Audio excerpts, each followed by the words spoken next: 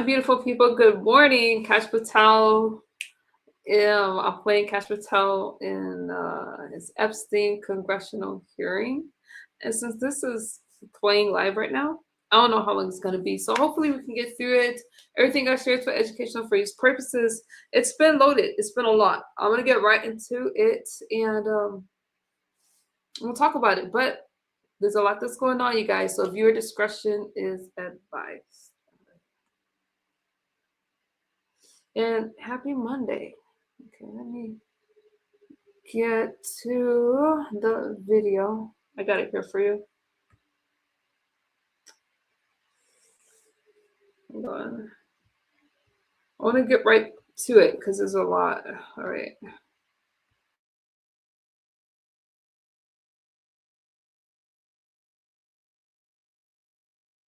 Is correct.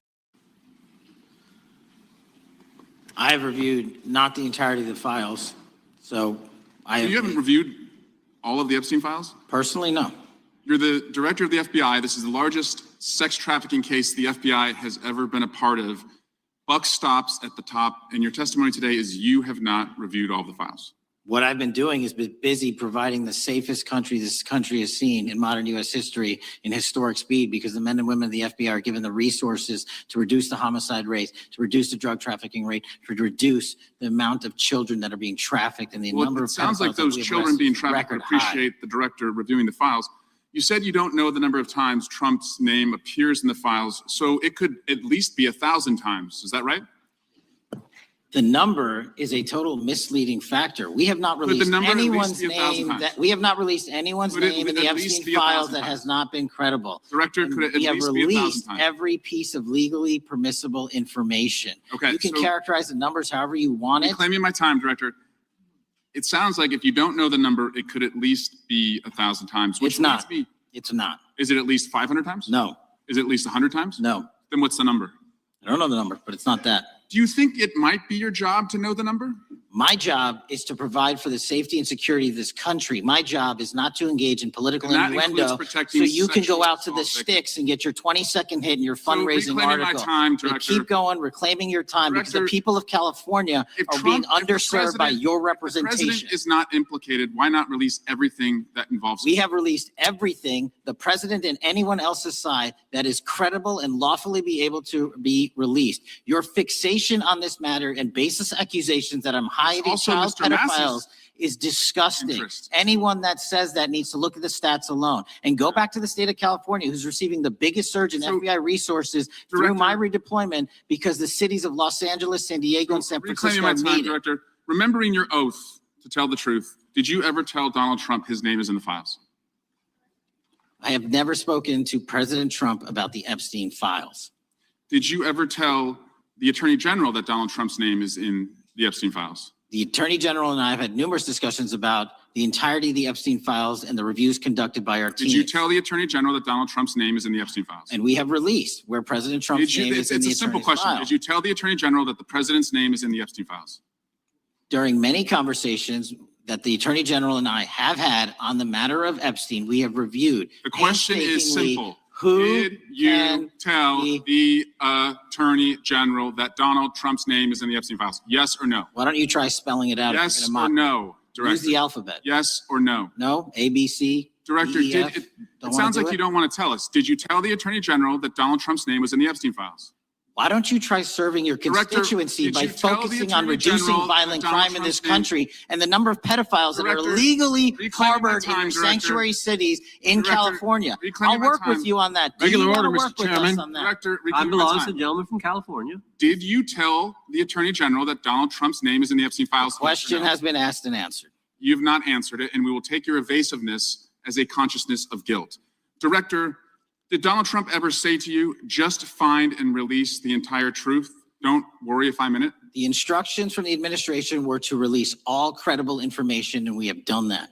Did Donald Trump ever provide information about Jeffrey Epstein as an informant? Donald Trump has not been, and I can only speak for the FBI, an informant of the FBI. So, Director, you've played this cute shell game where you say you can't release everything because the court has said that it legally is not allowed to be released, but the court calls bullshit. Judge Richard Berman said that when you went to the court, quote, information contained in the Epstein grand jury transcripts pales in comparison to Epstein investigation information and materials in the hands of the Department of Justice. So let's move on, Director. You wrote a book called Government Gangsters. You identified 20 individuals in that book. You put me on that list at the top of the list. Thank you. My children find it flattering. 20 of those individuals have been investigated or have had adverse actions. Director, considering that you have identified these people as, quote, government gangsters, will you recuse yourself from making any investigation decisions about these individuals? Anyone that has been terminated at the FBI has been done so the because question they failed again, to meet the muster in their Director, constitutional I will obligation. work on the audio-visual capabilities. I'm going to of borrow journalists. your You can hear me. terminology and call I'm reclaiming bullshit my on your time. entire career in I'm Congress. reclaiming my It time, has been a Director. disgrace to the American Director, I'm people. reclaiming my You time. can reclaim your Will you time all you recuse want. yourself? Mr. Chairman, you're going to allow a witness to speak, Mr. Sway? Mr. Chairman, would you Gentlemen, give, recuse yourself, Director. The gentleman has no time. Mr. to Chairman, make- would you Mr. Chairman, admonish the point of- witness not to insult members? The gentleman has no time. The Mr. Chairman, just committee will remember. quick point of order. Could the gentleman be extended an additional 20 seconds to complete his thoughts since the witness decided to interrupt him And then continuously? the witness will be able to respond if he wants. We'll make sure he Thank has you. time to Okay, do that. my question Gentlemen, is, continue. will you, Director, recuse yourself, yes or no, from about the 60 individuals, including myself, that you identified as government gangsters? Yes or no? Time of the gentleman has expired. The No. witness may respond if he would like. And the answer was no, as I heard. Correct. The gentleman from Wisconsin, the gentleman yields back. The gentleman from Wisconsin is recognized for 5 minutes. Thank you, Chairman. Thank you, Director Patel, for being here today. I wanted to talk a little bit about the assassination of Charlie Kirk and the FBI's subsequent investigation. I know it's really sensitive, and you can make the call as to whether or not, obviously, it's something that you can respond to. But I think it's still fresh on many people's minds. I want to congratulate you and Utah law enforcement for the work you did in identifying the suspect and apprehending him. According to public reports, and I think this is what maybe it's, I still have questions about, and maybe the public does. According to public reports, the alleged shooter arrives on the Utah Valley University campus nearly 4 hours before the shooting. Was that your understanding? Is that kind of? I'll let the public reports reflect themselves. I don't have the exact timeline. Okay, so we don't have any idea kind of his prep or how he set up or how he utilized that time when he first showed up on campus? All of those are being currently investigated through our cell phone analysis and through our witness interviews. And the state of Utah has now announced charges seeking the death penalty against his suspects. So we're a little limited in what we can continue to say. Sure, I understand. And that suspect, like you referred to, is then captured on security footage jumping off the roof of the alleged shooting location, the Losey Center. Do we have any idea how the suspect got up on the roof in the first place? I think for members of Congress, especially after Butler and Pennsylvania, it's just unimaginable that there could be some type of security breakdown prior to an event of that size where somebody could access a rooftop. So not commenting on the case, but having gone to the crime scene and walked the steps that we believe were taken, the roof was actually readily accessible through an exterior stairwell. So anyone could have gotten on it. Okay. The suspect flees on foot to kind of this wooded area where he drops the rifle, wraps it in a towel, and then proceeds to his staged vehicle and basically drives home. So do we have any idea what the towel was about? Was it used later to identify a place where the firearm was left, or?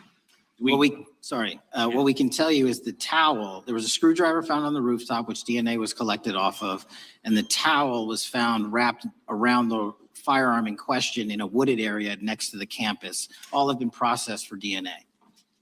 And then according to the suspect's roommate, there were allegedly messages on instant messaging platforms, specifically Discord, suggesting the towel may have been used to identify that weapon's location. So the public reports have suggested that the shooter acted alone. Do we still believe that that's true? Do we have any idea as to whether or not those Discord messages led us to believe that the shooter may have had help in any way or assistance? I can only speak to the FBI's investigation, and our investigation is ongoing, and we are interviewing any of those individuals involved in that chat and other individuals in the area. Very good. And so my suggestion, if there are accomplices, I'm sure this is something that the FBI is going to continue to investigate fully and thoroughly into the future. Yes, sir. The reason I ask that is because I don't know that that was necessarily the case with Butler, Pennsylvania. So thank you so much for your persistence kind of in this matter. There's still a lot of public questions that need to be asked. Let me shift to another topic very quickly. On July 31st, 2025, the DOJ and the CIA declassified the annex to Special Counsel John Durham's 2023 report on Operation Crossfire Hurricane. The 29-page Durham Annex contains previously classified information about, among other things, the investigative referral of the Clinton campaign plan. Why would somebody place documents in a burn bag related to this case? That case is very much ongoing, so I can't. Thank you so much. Donald Trump's approval rating implodes on his strongest issue. This is from Newsweek today. It says 40% of people approve of Trump's handling of immigration and border security, while 60% disapprove. Without objection, admitted. Now I recognize the gentleman from California, Mr. Liu.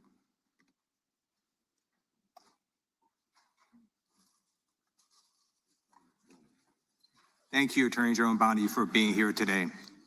I'm going to show you two photos. Thank you. I'm going to show you two photos of former Prince Andrew. Prince Andrew attended various parties with Jeffrey Epstein.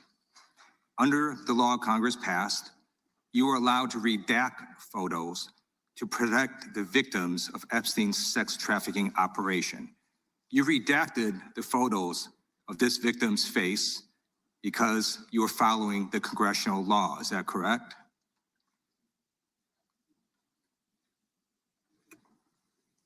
I'm sorry that we redacted the victim's Because you're face? following the congressional law, correct? Yes. Okay. You have now established that please put the photos back up, that we are looking at a sex trafficking victim. Under the Federal Victims Trafficking Protection Act, not only is Jeffrey Epstein guilty, but anyone who patronizes Epstein's sex operation is also guilty of a crime. That's why I find it absolutely despicable that you sought to protect Epstein's clients like former Prince Andrew. Last July, you closed the case on Epstein's abusers. The July 2025 memo from your Department of Justice stated, quote, "We did not uncover evidence that could predicate an investigation against uncharged third parties." These two photos, please put the photos back up. These two photos staring you in the face are evidence of a crime and more than enough evidence to predicate an investigation against former Prince Andrew. So I ask you, Attorney General Pam Bondi, why did you shut down this investigation last July, and why have you not prosecuted former Prince Andrew? I don't believe you asked Merrick Garland these questions when he was Attorney General and set before. I agree with you. You twice. I'm reclaiming my time. I agree with you. I agree with you. During the Biden administration, I called for people looking at Epstein files. Merrick Garland dropped the ball, as did Attorney General Bill Barr, as did Alex Acosta, a whole string of failures. But you are in charge. You have the power to change things, to hold these men accountable, and you're doing the opposite. You're protecting them.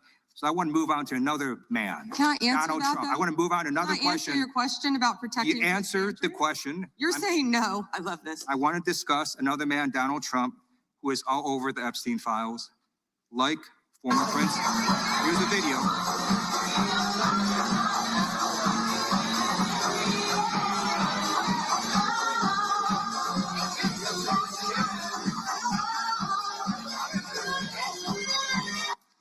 Like former Prince Andrew, Donald Trump attended various parties with Jeffrey Epstein. I want to know, were there any underage girls at that party or at any party that Trump attended with Jeffrey Epstein?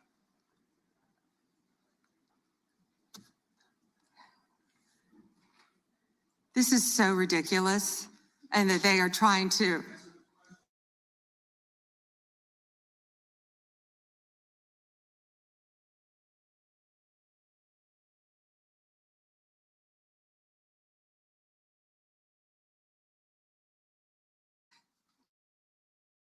Got your answer. You said there's no President evidence. Trump asked Chairman, me please to stop the clock. sign Stop the clock. the legislation. Time.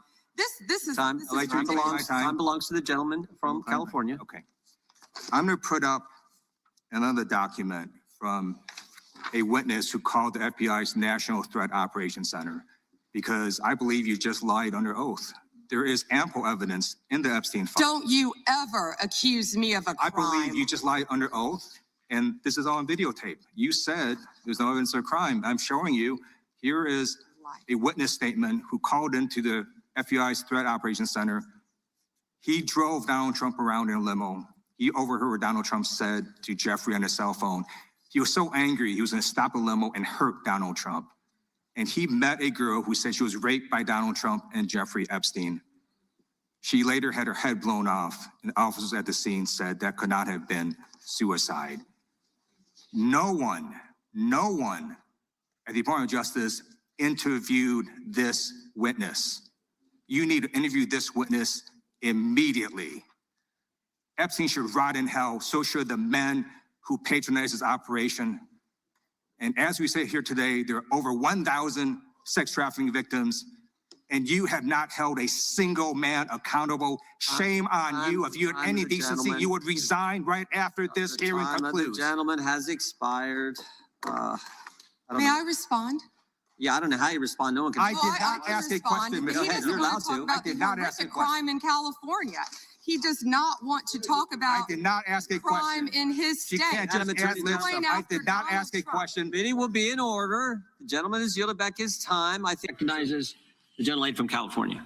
Thank you, Mr. Chairman. I would note that Mr. Nadler's question has not yet been answered, but I want to start by asking that out of respect for the American public and the Epstein survivors, some of whom, of course, are here today, that we can have a transparent conversation and get the public the answers they deserve.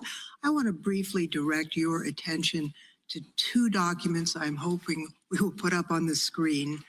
In the first, an individual emails Jeffrey Epstein asking whether a woman identified as M was pro or civilian, and Epstein responds that she was a civilian, Russian, and fun.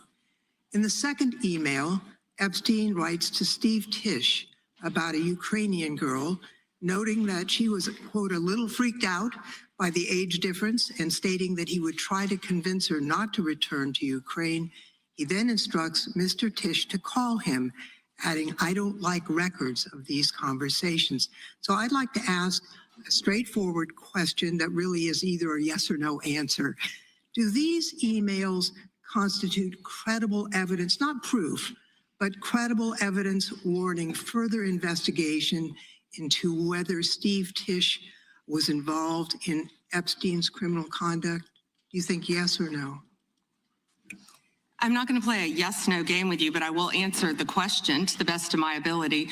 As I said, we will look and investigate any case involving any victim. I'm not familiar, there were 3 million pages, of course, with that email, but of course, we will look into anything. The documents have been released, 3 million, the redacted versions, we left them open for all of you to come view. I believe you view them. If not, will you have some copies? I'd like to. But could I finish, please? I'm not being rude, please. I only have 5 minutes. No, yeah, and I only have 30 seconds based on your filibuster. But you didn't give a belongs yes to or the no gentlelady from answer. So California. let me just go further. Director Patel testified in this committee room that there was no credible information indicating that Epstein trafficked victims to anyone else. In glancing at the documents, that's proves that's not the case. In July, your department issued a memo stating that it had conducted an exhaustive review of the Epstein files and concluded that no additional individuals would be charged. So I did go over to the Department of Justice yesterday. I would note that 400 and all our 35 members are in the House, and there's 4 computers.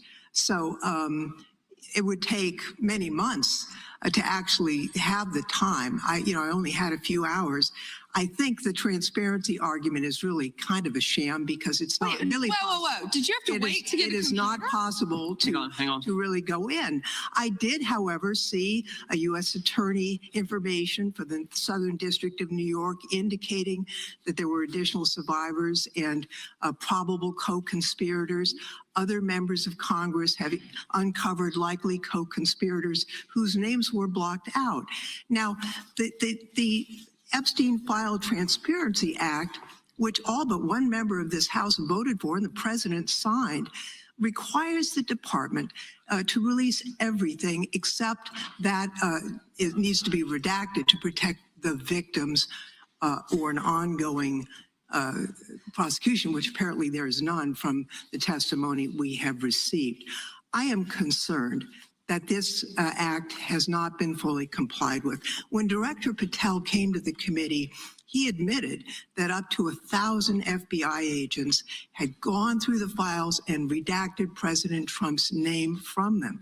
And it's pretty clear that what has been transmitted from the FBI continues to redact President Trump's name, even though he is mentioned thousands of times in these files. So I think the credibility of the department in terms of complying with the act has been damaged.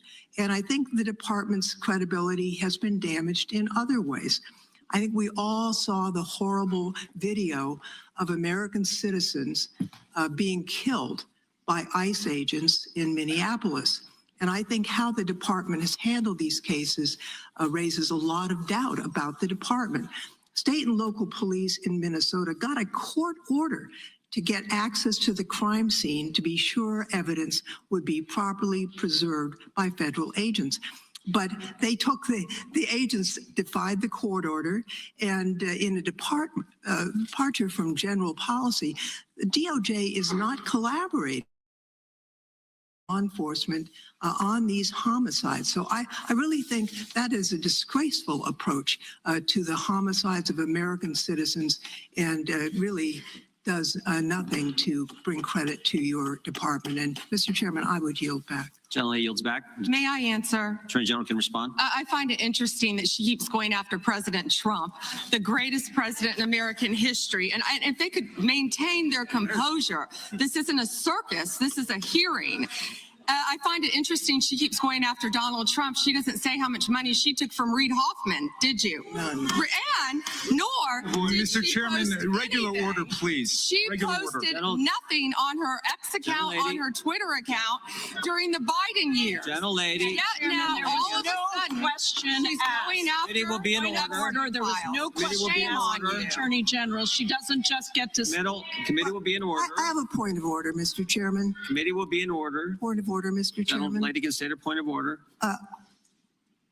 When a witness attacks, Not a valid point of order. You got to state. She hasn't completed her point of order yet. Please let her speak, Mr. Chairman. Let's have some regular order here. Regular order is you got to state the rule. And I am trying to make a point of order that the witness, And what rule are you referring to? without responding to a question, has attacked me personally. I think it's pathetic that she can't answer the questions and First instead time is that attacking is not even close members to a of the point of gentleman from California. Thank you.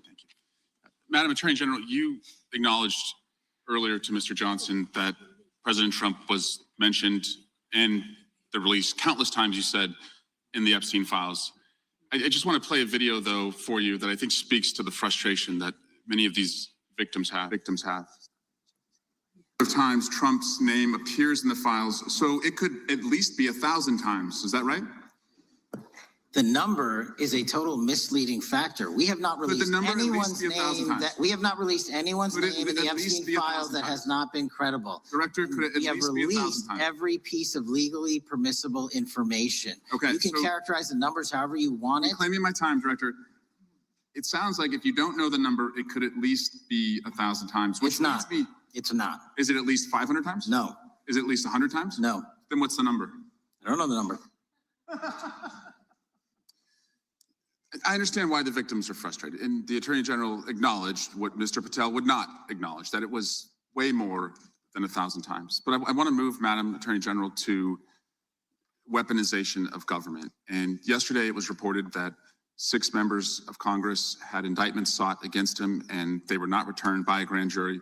My colleagues have spoken about their frustration of being in subpoenas and having cell phone records combed through. Well, in 2017 and 2018, Adam Schiff and I had our cell phone records and email records combed through, not by you, but a different Department of Justice under the president. It was in retaliation for our role in the Russia interference campaign. An Inspector General report would find this improper and that the predicate for it was absurd.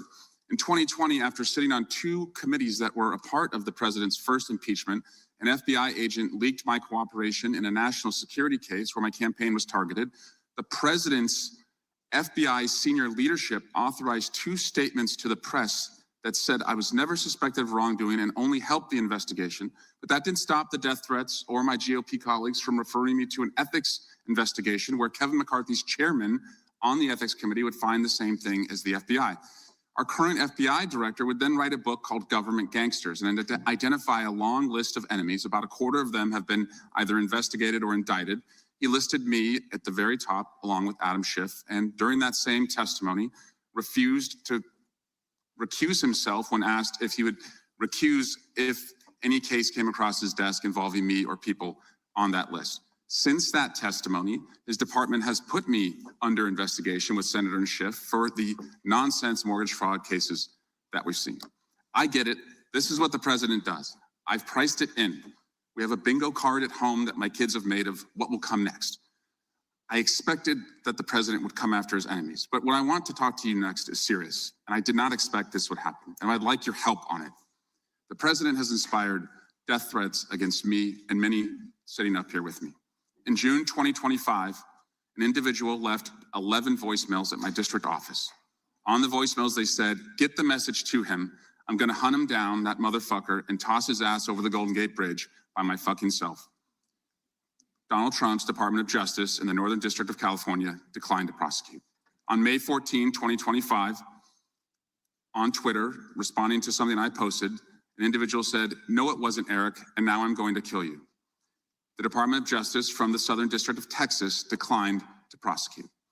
May through December of 2025, we received messages at my office that said, I hope somebody shoots you and your children and your wife in the head.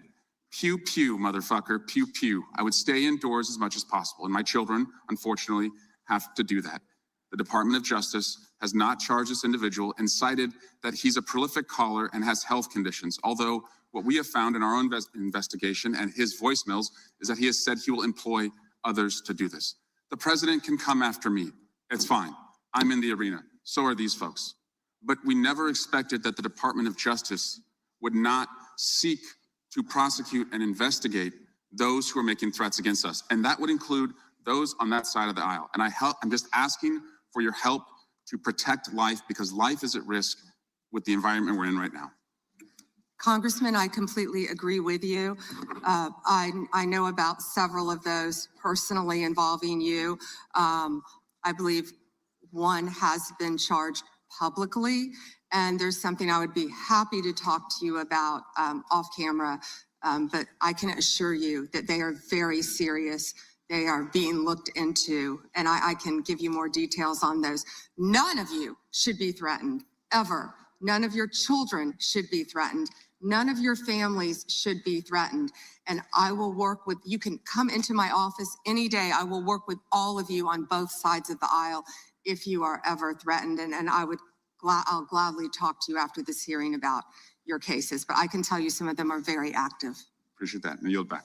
Gentleman yields back, and we're sorry for what the gentleman and his family have had to go through.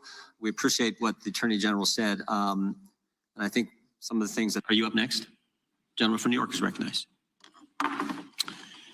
Mr. Chairman, I want to begin by acknowledging the survivors of Jeffrey Epstein's horrific abuse who are in the room with us today. I want to thank all of you for your bravery in speaking out. And I want to say that you and the other survivors of these heinous crimes deserve better from this Department of Justice. In particular, it is shocking that the department did not redact the names of Epstein's victims, but it did redact the names of their abusers. I don't know whether this was done out of incompetence or whether it was deliberate and malicious, but either way, it is completely unacceptable. Even more troubling, the DOJ has failed to bring any of these perpetrators to justice. Instead, it has engaged in a relentless pursuit of Donald Trump's perceived enemies. I want to focus on just one example. The Attorney General of my home state of New York, Tish James. This DOJ has been hell-bent on securing an indictment against Ms. James for something, anything, simply because she held Donald Trump's companies accountable for years of financial fraud. And indeed, the department manufactured an investigation against her for alleged, quote, mortgage fraud. But the U.S. attorney leading the investigation, Eric Siebert, a Trump appointee, refused to bring charges against Ms. James because there was simply no evidence. Unfortunately, a prosecutor who refuses to do Trump's bidding has no place in this DOJ, so Mr. Siebert was forced out. Trump could not contain his fury that he expressed to you in a social media post addressed to you by name. I'm sure you've seen it. Quote, I fired him and there is a great case, he wrote to you about Mr. Siebert. Then we moved down. We can't delay any longer. It's killing our reputation and credibility. They impeached me twice and indicted me 5 times over nothing. Justice must be served now. And obviously, you followed that order. Lindsay Halligan, Trump's former defense lawyer who had never prosecuted a case in her life, was installed to replace Mr. Siebert, and it was clear that part of her mandate was to go after Ms. James. Halligan immediately sought an indictment, which a court dismissed because Halligan was illegally put into the role. But your department was undeterred, and not once, but twice, it tried to indict Attorney General James in separate courts. Both grand juries rejected you and refused to indict her. It is practically unheard of for a grand jury to refuse an indictment. In 2016, it happened in just 6 cases out of over 150,000 offenses. And you had it happen twice in the same week in 2 different courts. That must have been humiliating. And now there are reports you are continuing to investigate her. The amount of resources that have gone into targeting Attorney General James, months of investigations, multiple failed indictments, is astounding. Since your own prosecutors told you that there is not enough evidence to support a conviction, it's clear that you were going after her simply because she held President Trump accountable and he wants to punish her. And she is just one name on a long list of Trump political enemies that DOJ is reportedly targeting. From Jerome Powell and Lisa Cook at the Federal Reserve to James Comey, numerous Democratic members of Congress, John Brennan, Jack Smith, Democratic officials in Minnesota, Chris Krebs, Miles Taylors, and more. And those are just the ones we know about. In contrast to these politically motivated investigations, grasping at something they can charge their enemies with, we now have concrete evidence of disgusting criminality revealed in the Epstein files. So I really have just one question for you. How many of Epstein's co-conspirators have you indicted?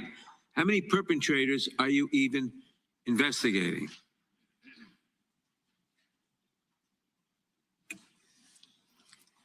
First, you showed I find it. How many have you indicted? Excuse me, I'm going to answer the question. Answer my question. No, I'm going to answer the question the way I want to answer the question. No, you're going to answer the question the way I asked it. Chairman Jordan, I'm not going to get in the gutter with these people, but I'm going to answer the question. How many have you indicted?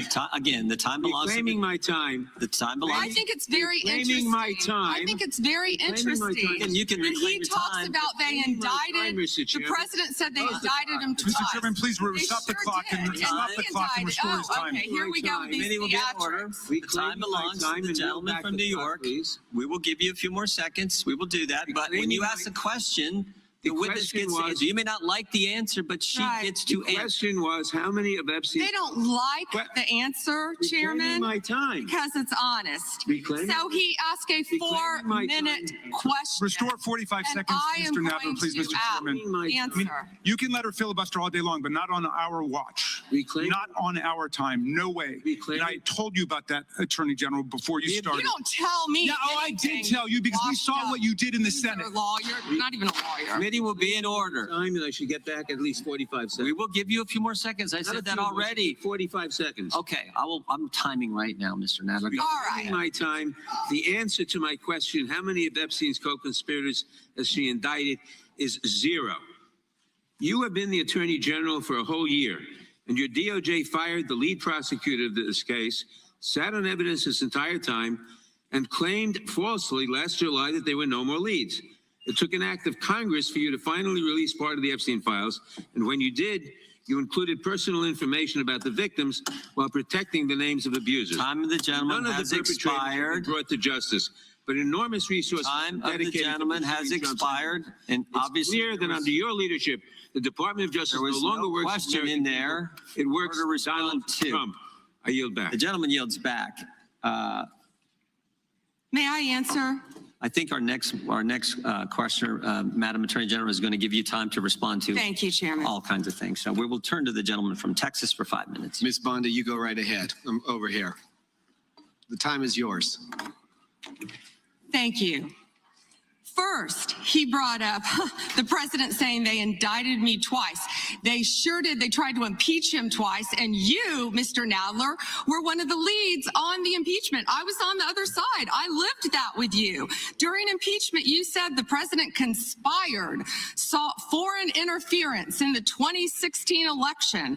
Robert Mueller found no evidence, none, of foreign interference in 2016. Have you apologized to President Trump?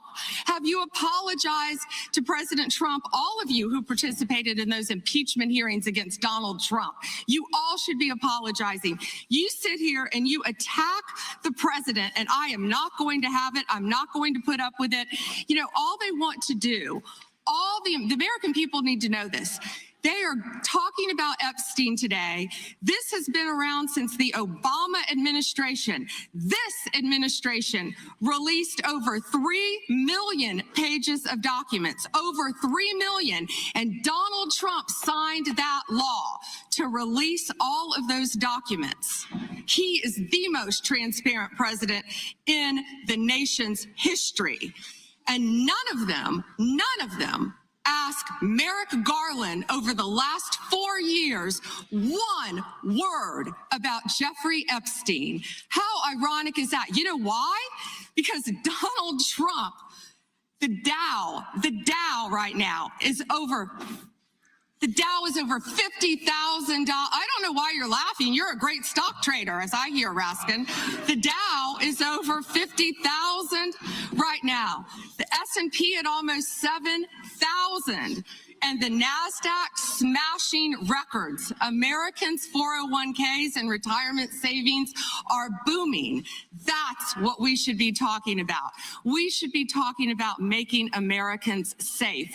We should be talking about, what does a Dow have to do with anything? That's what they just asked. Are you kidding?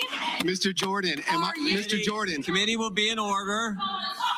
Mr. Jordan, am I going to get an extra 45 seconds added to my time? The committee will be in order. The time belongs to the gentleman from Texas. Ms. Bondi, the Attorney General can respond.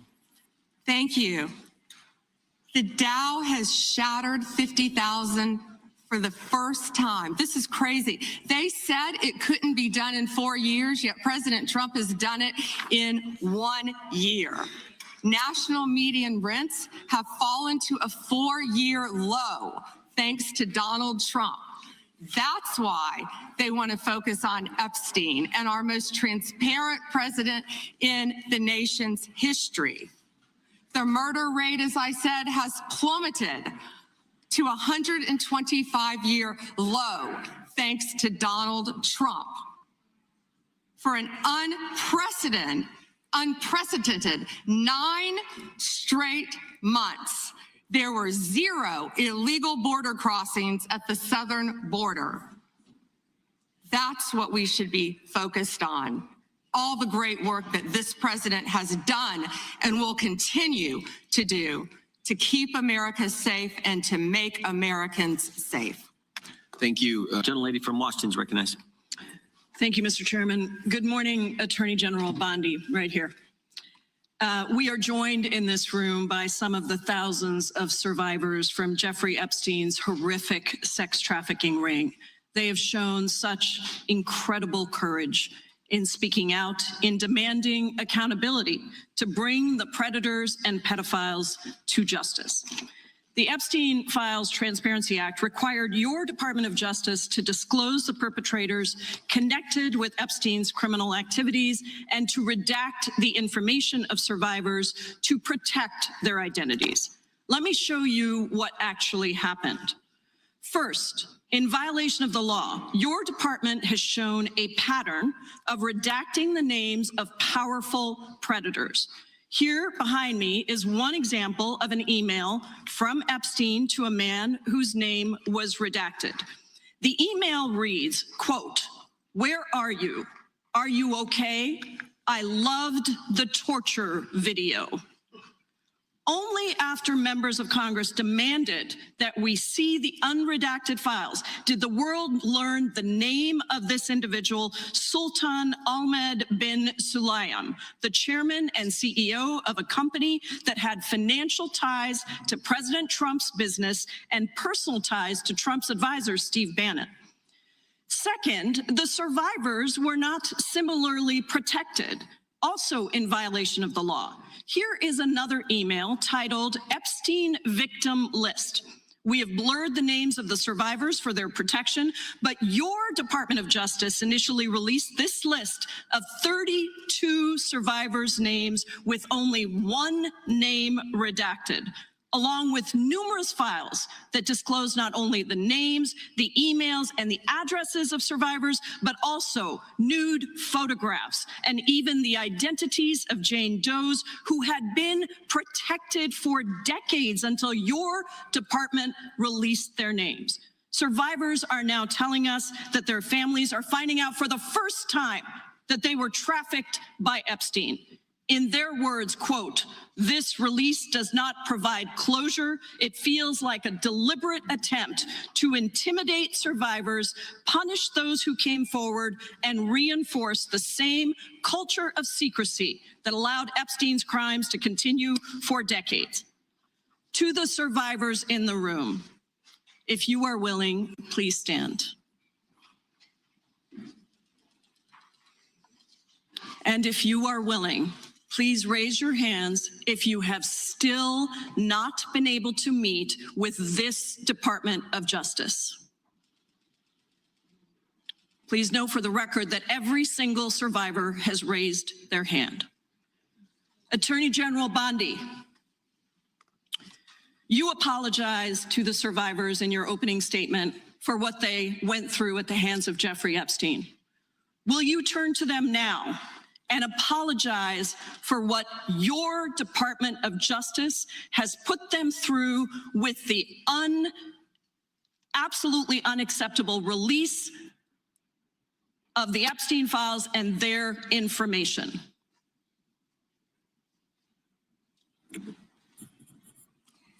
Congresswoman, you sat before Merrick Garland sat in this chair twice. Attorney General Twice. Bondi. No, can I finish my answer? No, I'm going to reclaim my time because I asked you a specific question that I would like you to answer, which is, will you turn to the survivors? This is not about anybody that came before you. It is about you taking responsibility for your Department of Justice and the harm that it has done to the survivors who are standing right behind you and are waiting for you to turn to them and apologize for what your Department of Justice has done. Members get to ask the questions. The witness gets to answer in the way they want to answer. The Attorney General can That's respond. not accurate, Mr. Chairman. Because she doesn't like the answer. So, Mr. Chairman, why I have asked. Didn't she ask Merrick Garland this? I am reclaiming my time, and when I will reclaim my continue to time, answer. Mr. Chairman, the gentlelady's I'm reclaimed her not going time. to get in the gutter for her theatrics. The time belongs to the gentlelady. The gentlelady has 17 seconds. Thank you.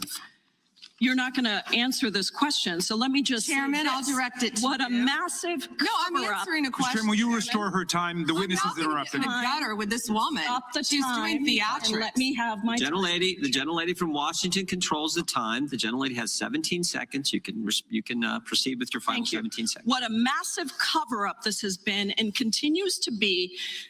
Donald Trump made the release of the Epstein files the center of his political campaign because he thought it would benefit him. Then you got into office, Attorney General, claimed to have a client list, only to then say that there was no list. Your deputy, Todd Blanche, met alone with Ghislaine Maxwell and transferred her to a minimum security prison. And now you continue the cover-up. And I wish that you would turn around to the survivors who are standing right behind you and on a human level, Chairman, now recognizes the chairman. on what you have done. Time of the gentlelady expired. The gentlelady, you have no time to yield back. Yeah, we appreciate that. We appreciate the thought. Kentucky is recognized. May I respond very briefly to her statement?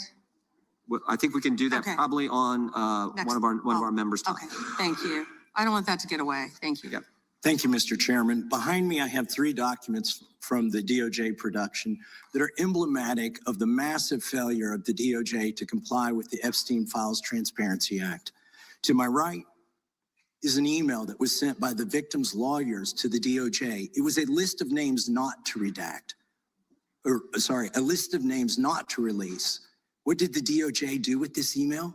They released this email in the document production. Literally the worst thing you could do to the survivors, you did. And they're getting phone calls. A lot of these people didn't want to be known. And we know you touched the document because you redacted one name and you redacted the lawyer's name, but you left the survivor's name there. The next document I want to show you, that was in the title, the victims' survivors' names, all right? The title of this one is Child Sex Trafficking, Co-Conspirators, fully redacted. And by the way, I'm going to unredact them here. Les Wexner is in this. Now, your deputy attorney general said, oh, well, he appears hundreds of times in the files, but he doesn't appear in this file until I forced you to release it, where he's listed as a co-conspirator, not to tax evasion, but to child sex trafficking, not to prostitution, not to money laundering, child sex trafficking. And then finally, what we have here is the third exhibit that I have is emblematic of the FD 302 release. These are the documents that we need that you're holding on to and over redacting because they have the names of the men who are implicated. How do we know? Because the survivors gave testimony to the FBI, and it's in there. And what happens when you go to the portal at the DOJ to look at what's behind this redaction? Another redaction. So we can't even see them. And then there's some of these files you've pulled down from the website that we will never see because we can't search the redactions. So I have several questions for you. Who's responsible? Are you able to track who in your organization made this massive failure and released the victims' names? Are you able to track who it was that obscured Les Wexner's name as a co-conspirator in an FBI document? Do you have that kind of accountability? I believe Wexner's name was listed more than 4,000 times. Yeah, I already told you that. This is where he's listed as a co-conspirator. Can I finish my answer? Come on, let me finish my answer. We corrected that within 40 minutes. He was already, you're acting like everybody's trying to cover up Wexner's name. Reclaiming my time. I'm going to answer this question. Reclaiming my time. Mr. Chairman. This is how this works. Can I have my time back? Mr. Chairman. The gentlelady can give her answer. The time belongs to the gentleman from All right, I'm reclaiming my time. Can I give my answer? So I'm going to put the language of the bill up on the screen. Chairman, may I give my answer on that? Here's a political joke, and I need to give my answer on that. We'll let the Attorney General respond, and then the gentleman can move to his next question. It's my time. Within 40 minutes, you asked me a question. Within 40 minutes, Wexner's name was added back. Within 40 minutes of me catching you red-handed. There was one redaction out of he's over listed as a co-conspirator. 4,700, and we invited you in. This guy has Trump derangement syndrome. He needs to get. You're a failed politician. You need to get on these matters. Mr. Chairman, please restore his time and remind the witness of the rules here. There is no credible information.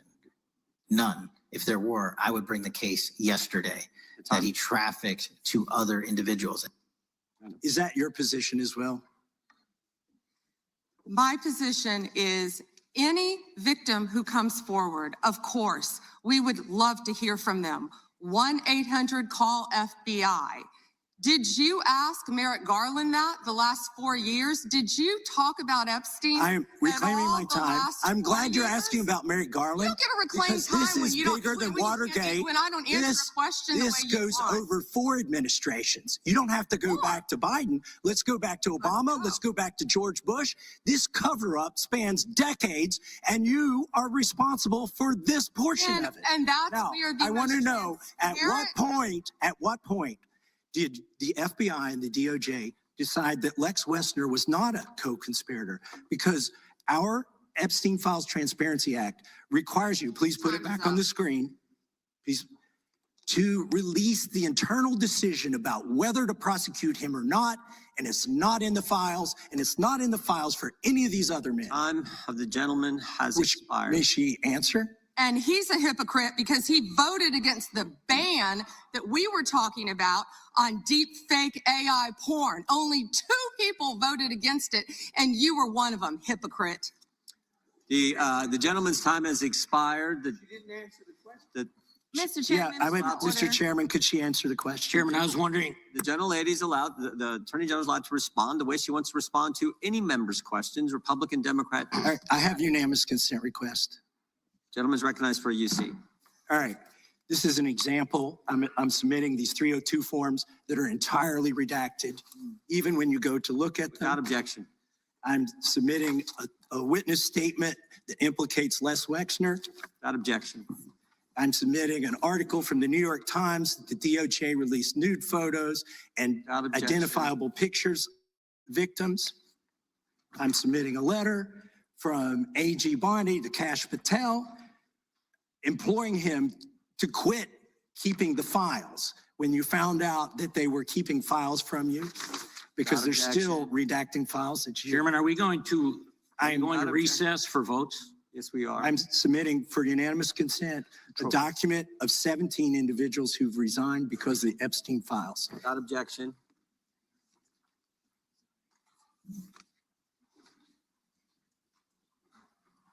Just want to check on how much time we have left in votes, but one thing I've learned here of late that they'll wait on us. How much time do we have? Oh, they just called. Okay. The chair now recognizes the gentleman from Maryland. And thank you, Mr. Chairman. I want to start by saying I appreciate what you said, Attorney General Bondi, and you said it to me personally, that you take the personal security of every member of Congress seriously and that people can contact you about that. And in these times, that's a very serious matter. So I thank you for that.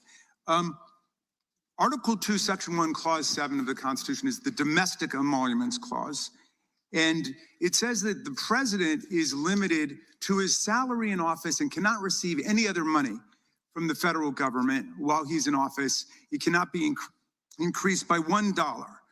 This president is the first president in U.S. history who has repeatedly sued the federal government for $230 million for the judicial search warrant at Mar-a-Lago, which was perfectly lawful and was never struck down. But now he's suing the IRS for $10 billion. He's suing the IRS for $10 billion, which I think is around 80% of its annual budget, because his tax returns were leaked.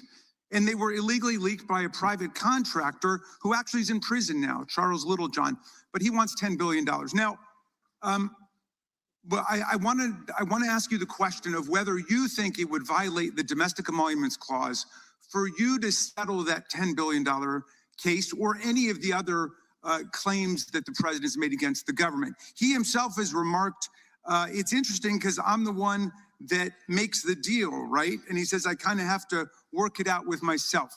Do you think it would violate the Domestic Emoluments Clause for the president to work out a deal from people who are his subordinates under his unitary executive theory to get money in one of these cases? I'm not going to discuss pending litigation.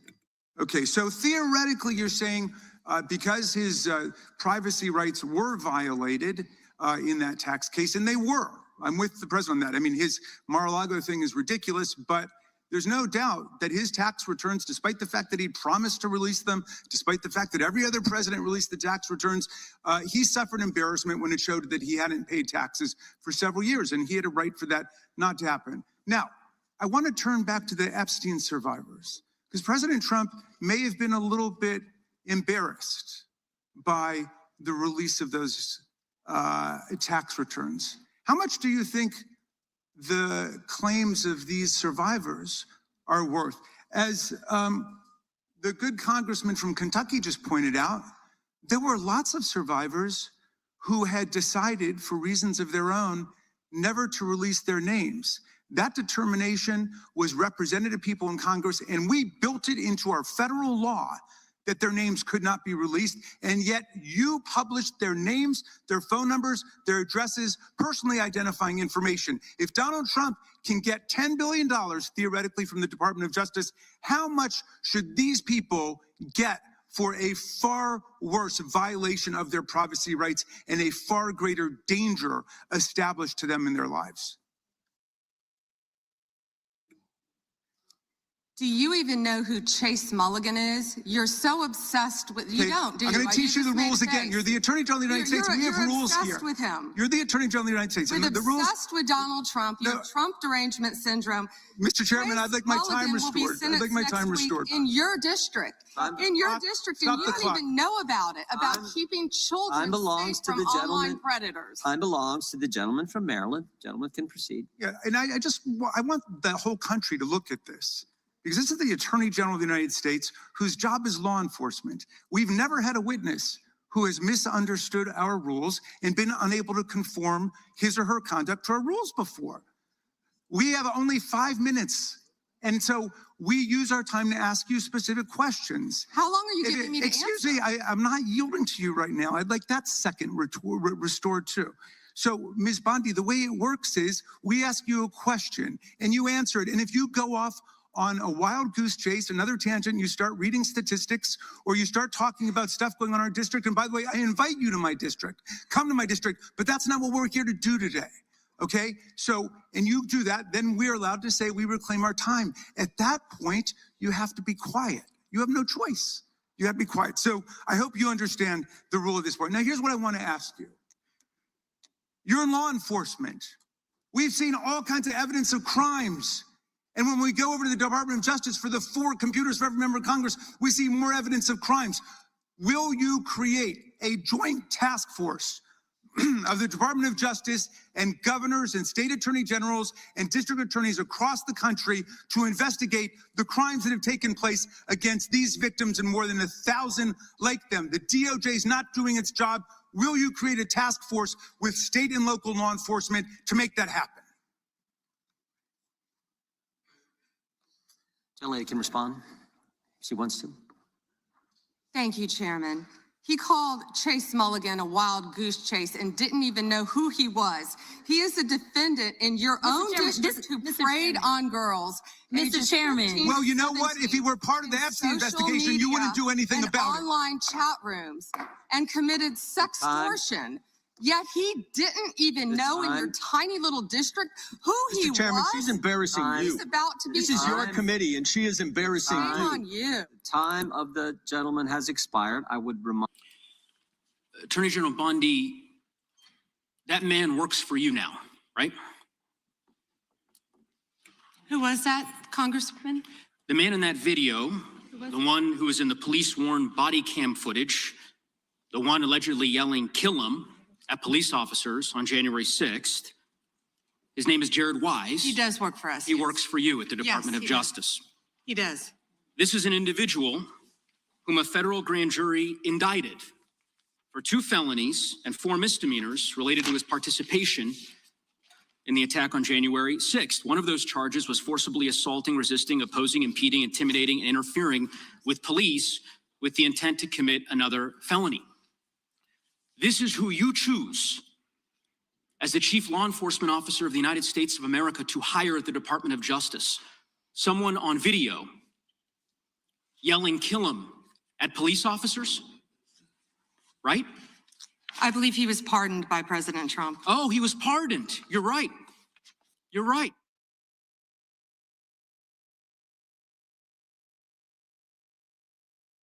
Kill him at police officers. And yet you expect hardworking police officers across the country to believe that you take law enforcement seriously. You could imagine the reaction of so many folks across the country hearing the chief law enforcement officer of the United States refuse to even condemn what that individual whom you've now hired did. But in any event, let's talk a little bit about some of the other divisions within the Department of Justice and what's happened over the last year. You're familiar with the public integrity section of the DOJ's criminal division. I think it's referred to as PIN. Is that right? Yes. Okay. Do you know which presidential administration under which the PIN was first created? I can tell you what administration that the weaponization was ended under. I'll reclaim my time. This wasn't a trick question. You don't get to Madam Attorney reclaim General. your time. Madam Attorney General. Because I don't like Mr. Chairman, I don't will you explain answer to the a witness that question the way he you like does it? reclaim his time? Because I don't answer a question to your satisfaction. Mr. Chairman. Madam Attorney General, the time belongs to the gentleman from Colorado. The president under which PIN was created was Gerald Ford. It was created after Watergate. I'm not asking a question, Madam Attorney General. The administration under which it was created was Gerald Ford. When you first started as the Attorney General of the United States, there were 35 people working in that office. There are now 2 people working in that office because you have gutted it. How many people work for the National Cryptocurrency Enforcement Team in the criminal division today? Can I answer the question about PIN? I've asked you a question. How many You've people asked me work? a question, but you don't How want many the people answer. work I'm not for the gonna answer your National questions the way you Cryptocurrency want. Enforcement Team? You won't answer how many I'll people? answer PIN. You. PIN will not be you know what? weaponized. You know what? What's Madam funny Attorney about General, this? I'll say to the chairman. What's funny about Chairman, this? you know what the answer is, and I think I What's understand funny why the about Attorney General this? does not want to answer the question, because you eliminated the National Cryptocurrency Enforcement Team last year. So I understand why you don't want to tell the American people who works there. Yeah, I No one understand works why there you don't want to anymore, talk about Madam Mohammed Attorney Solomon General. in So, your district. In any event, who murdered people. Mr. Chairman, will you stop the clock so his time is not wasted by I've the been witness? very generous with allowing extra time when we have these little disputes. I understand. You got the time, Mr. Goose. I might as well ask the chairman these questions. I'd be happy because to answer what some is of your fun- questions. What's profound, the questions I've Profound? asked, The crime in your I've district. asked, Mr. Chairman, are not trick questions. They're not gotcha questions. They're actually basic questions about how the Department of Justice functions and the unwillingness of this Attorney General to answer them in good faith. When a member of Congress asks how many people work at the National Cryptocurrency Enforcement Team and the Attorney General refuses to answer it, it is not a coincidence. It's because she eliminated the team. Why? Because her boss, the President of the United States, is making money hand over fist, $1.4 billion over the course of the last year through cryptocurrency holdings. I think what is happening at the Department of Justice is a disgrace, Mr. Chairman, and I would urge you to gain control of this hearing. With that, I yield back the balance of my time. Yeah. I would ask the gentleman, does he agree with the standing up of the Deputy Attorney General for? We saw the great lengths that Donald Trump and his administration will go to abuse power in order to silence and intimidate anyone who disagrees with them. We learned through the media that federal prosecutors tried and failed to get an indictment of us from a grand jury. This is outrageous.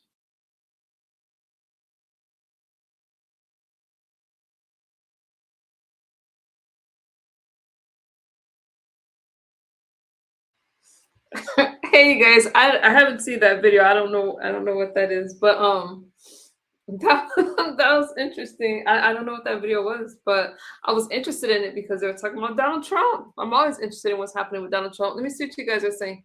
She's acting like a teenager who Bondi? No, I'm having some technical issues tonight.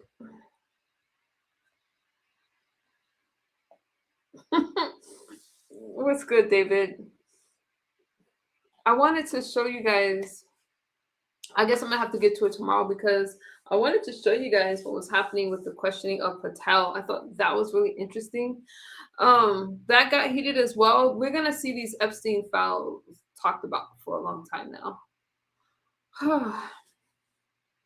This chat was too interesting to pass up.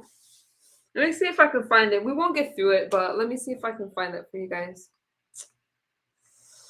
I don't want to see you. Get back to the video. You guys want that video that was just playing? I don't know what it is, but that's not what I was looking at. Okay, let me go on mute real fast. Michelle, what's wrong with you? All right, hold on, you guys. That's not what I... Let me see how fast I can find it. Okay.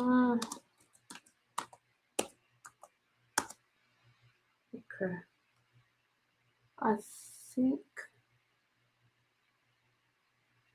it's here. Hold on.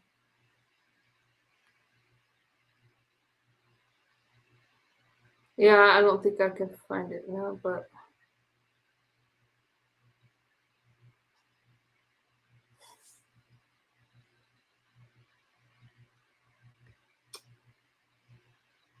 okay, hang on. I think I have it here. Hold on.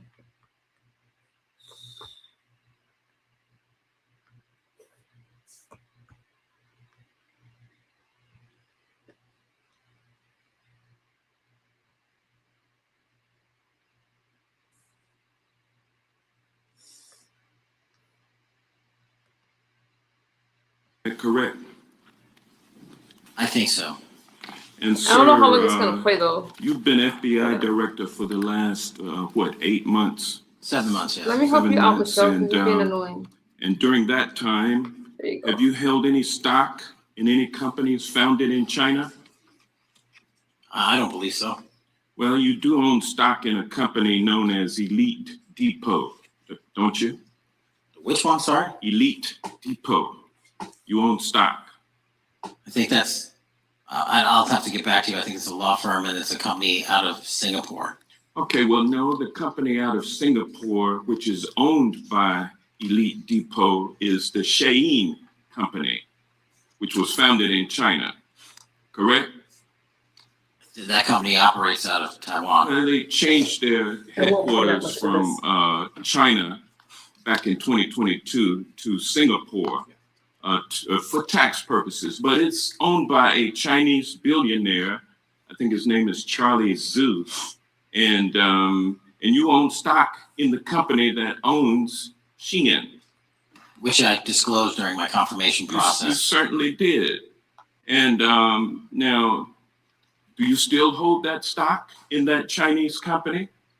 Pursuant to the Department of Justice, who reviewed my material that was submitted during my confirmation process, I was able to hold certain stocks, and they made a decision. You still hold the stocks that you have? You still hold on to these Chinese stocks? These stocks in this Chinese company? I disagree that it's a Chinese company, but I was in the DOJ, when you're appointed, makes a call on what you can and can't possess. Well, now, let me ask you this. Chinese companies steal trademarks. They produce counterfeit products and sell them over the internet on platforms such as Shein. They steal intellectual property. They steal data from American companies. And to me, it seems inconsistent with your role as FBI director that you would own stock in a company that is based in a country that is the nation's premier national security threat. It's like you are putting your own financial security over the security of the nation. I disagree with that characterization. Well, I think the American people look at it like it's a classic situation of the fox guarding the hen house. If the FBI is charged with investigating espionage, economic espionage by companies controlled by the Chinese Communist Party, and you are the director of the FBI, you've got a conflict of interest. Sir, I would just show if there's any intimation that Why are you holding on to this stock? It wasn't a decision I made. And it's valued at up to $5 million as of when you last reported, correct? $5 million in stock? I don't follow it. You don't follow it, but you're still making money off of it. I don't have any money off of anything. Well, What I have done, Trump's trade policies directly impact the value of that Chinese stock. Won't you agree with that? which trade policy? I'm not a trade expert. Okay, all right. But I want to tell you this. Crazy on me today. Let me ask you this question. Why are you hiding pedophiles? Why are you shielding pedophiles? Why are you protecting pedophiles? That is maybe the most offensive thing you could say to me, given the numbers. Well, you have not released the Epstein numbers files of pedophiles. You are aware of the Epstein client list that was published in the 18,000. The gentleman has expired. The gentleman yields back. Can you answer the question? Of course, the gentleman can answer the question. Since I took over the FBI, there has been a 33% increase. Sir, all of that started under Christopher Your Wray. time is done. No, it didn't. The witness gets to All of answer that the started question, under and then we'll go to our next. FBI director, sir, and you're coming in here trying to take credit for something that a previous director instituted and largely brought to conclusion. I take no it's credit. clear that the director That's offensive. has numbers are so incorrect much also. better than the previous director. It's Patel, deceptive. do you want to answer the question? I take no credit. The men and women of the FBI have seen a 33% increase in the number of counterintelligence arrests out of the And PRC. so all of a sudden, when you coming in 7 months ago, And Gentlemen's time has Heaven or expired. and on the sir, the pedophile American public not gonna accusation, go for that. we have arrested 1,500 child predators in the last 7 months. Under investigations More- initiated by the prior Appreciate the directorship. director's good work. We really appreciate that the time the gentleman has expired. We now go to the gentleman from Texas. I thank the chairman. Thank the FBI director for coming before the committee. I assume the FBI director, Mr. Patel, I believe you probably agree with me that there's a significant organized effort on the left side of the political spectrum to advance criminal organizations being able to put more criminals out on the streets. And that what we've seen this in daily action. Are you familiar with the report that came out this last Monday from the Law Enforcement Legal Defense Fund? I'm not familiar with that, sorry. So this report came out this past Monday, and it said that significant amount of the money flowing out of George Soros and other leftist organizations and funders has been funding DAs and prosecutors, and quote, many of these DAs had never managed an office, prosecuted a criminal case, developed organizational policies. In dozens of America's largest cities and counties, this report finds these progressive district attorneys have outsourced core parts of the American criminal justice system to activists and political donors, taking direction and advice on everything from staffing decisions and communication strategy. Organizations, a complex web of donors going in through these organizations to put radical DAs and prosecutors out there, putting criminals on the streets. Does the FBI director agree that this exists and is a problem? I will accept the factual representation, and if that exists, it is a problem. The organizations such as TIDES, the Fair and Just Prosecution, Brenner Center for Justice, Partnership for Safety and Justice, the Vera Institute of Justice, the amount of dollars flowing from George Soros through and to these organizations and to the various prosecutors that have resulted in increased crime on our streets, including the brutal murder of the Ukrainian refugee in Charlotte. I bring that up because that is one component of the problem. In addition, we have an organized effort targeting our border. The NGOs, the nonprofits and the deep pockets, the United Nations, charitable organizations, and a long list of over 250 organizations that the Center for Immigration Studies put out that lays out a complex web of organizations that were moving people into our country, knowing that they're dangerous, knowing that they're criminal, associated with taxpayer dollars flowing through the United Nations and donor dollars flowing through organizations, including ostensibly religious ones, putting these dangerous individuals on the street that resulted in fentanyl in our communities, that resulted in the death of Jocelyn Nungare, of hundreds, thousands even, as the director testified, 100,000 people dying from these narcotics every year. All of this in an organized effort a complete effort by the radical left to use taxpayer dollars and these dollars to put people on our streets. In addition, the extent to which we've seen now with the Southern Poverty Law Center and their hate map targeting, for example, the Family Research Council, where we had a shooting right here in DC over a decade ago, putting Charlie Kirk, putting a target on TPUSA, Antifa, other radical organizations that are very specifically organized in targeting conservatives and ordinary Americans.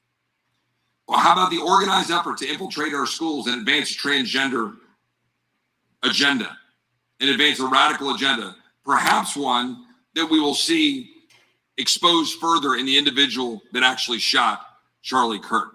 So here's my question. Will you as the director, and are you as the director, pursuing all legal channels to follow the truth wherever it may lead on this organized effort, one? And two, do you agree that Congress should take all action necessary to expose this web of dollars that are flowing to undermine our way of life? I got another minute in my time, then I'd like to hear from you on this topic broadly. I'll keep it short. Investigatively speaking, we are doing the following. We are following the money. We are following the money in every organization and every person that is violating the federal code. And it doesn't matter what your background or ideology is. We are following the money. We are using legal process to follow that money, issuing subpoenas to follow that money, using grand juries to follow that money. And when we have results to recommend for prosecution to the Department of Justice, we will do that. And we will continue to publicize documents to Congress, yes, when we make these findings. Mr. Chairman, I'd like unanimous consent to insert the record outsourcing justice by the Law Enforcement Legal Defense Fund that I alluded to before. I would ask unanimous consent to add a 2024 list provided by the Center for Immigration Studies on these United Nations and other affiliated groups that are responsible, over 250 of them, for moving individuals in a coordinated effort. I would like a unanimous consent to insert a letter that I sent that currently has 33 members of the United States House of Representatives that have signed on it, calling for a special select committee to pursue the organized effort from the radical left to target our way of life and undermine our security by putting criminals on the street and having our borders being wide open and putting us in danger. With that, I would yield back. Objection. Gentleman yields back. Mr. Chairman, I have a couple of unanimous requests. One is a letter from Senator Tom Cotton, dated last year, urging the U.S. to, quote, ensure that data from U.S. companies is not harvested by the Chinese Communist Party through the purchase of Xi'an software and technology. Objection. And also a statement by Marco Rubio, then Senator Marco Rubio, which warned our UK allies about, quote, Xi'an's deep ties to the People's Republic of China. Objection. Also,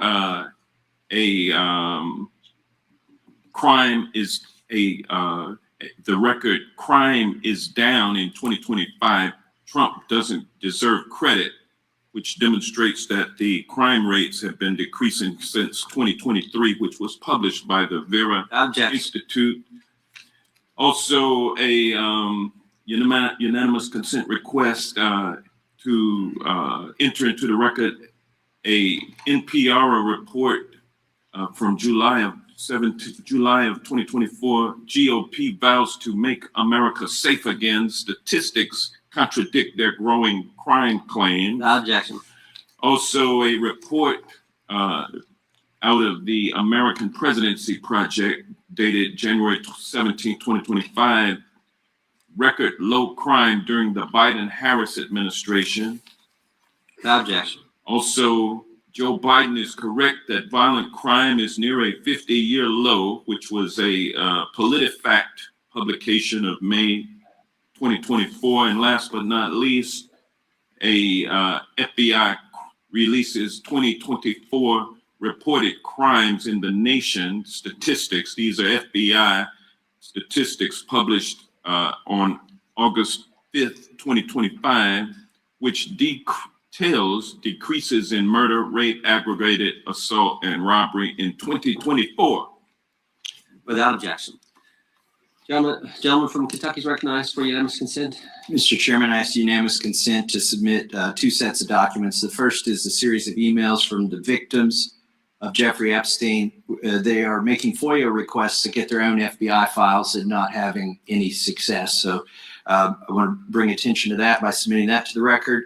The second document that I want to submit to the record, for the record, I know we don't usually read these.